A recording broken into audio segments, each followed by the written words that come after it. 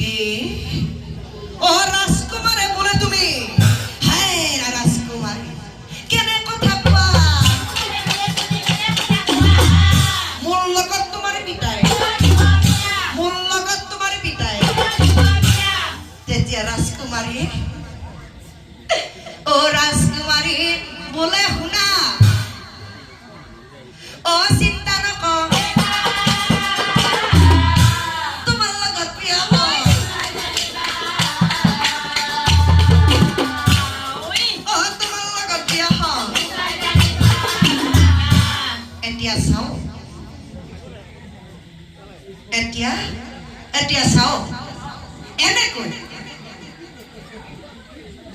এনেকৈ রাজকুমারে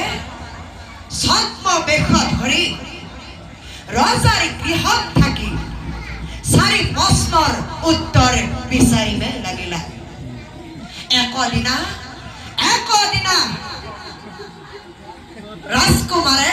মন